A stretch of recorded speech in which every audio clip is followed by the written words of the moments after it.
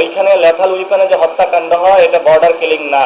তাদেরকে 12টা চিঠি দেওয়া হয়েছে, তারা রেসপন্স করে নাই। পুরো বাংলাদেশের জনগণকে আহ্বান জানাবো, সীমান্ত এলাকা আপনারা বাংলাদেশের পক্ষ থেকে একটা মানব প্রাচীর তৈরি করেন।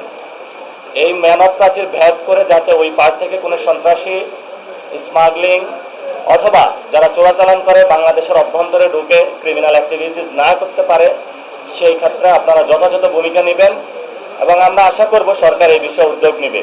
তবে আমি যেটা দেখে এসেছি, সরকারের ভূমিকা সীমান্তে খুবই অপ্রতুল এবং সরকার সীমান্তে নজরদারির ক্ষেত্রে খুবই স্বল্প ভূমিকা পালন করছে এবং এই ক্ষেত্রে 3 জন মন্ত্রী বক্তব্য দিয়েছেন।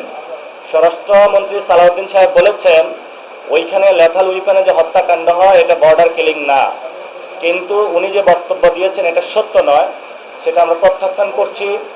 দ্বিতীয়ত শামা ওয়াহেদ, উনি একজন প্রতিমন্ত্রী, উনি যে বক্তব্য দিয়েছেন যে তাদেরকে 12টা চিঠি দেওয়া হয়েছে, তারা রেসপন্স করে নাই। তা আমরা মনে করব যে রেসপন্স যদি না করে তাহলে পররাষ্ট্রনীতির ক্ষেত্রে আর একটু নতজানু থেকে সরে সঠিক পররাষ্ট্রনীতি নেওয়া, উদ্যোগ নেওয়া সরকারকে প্রয়োজন। ওই একটা চিঠিতে সাথে সাথে শেখ হাসিনাকে একটু ফেরত চাওয়া প্রয়োজন।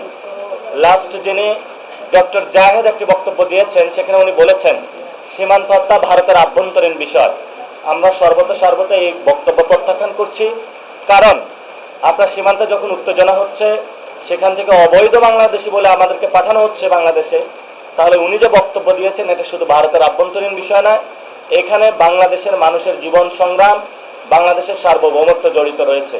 আমরা সরকারকে বলবো দ্রুত উদ্যোগ নেওয়ার জন্য এবং 32টা জেলা ইনশাআল্লাহ একযোগে পুরো বাংলাদেশের সীমান্তে আমরা প্রতিবাদ সমাবেশ করব, মানব প্রাচীর তৈরি করব।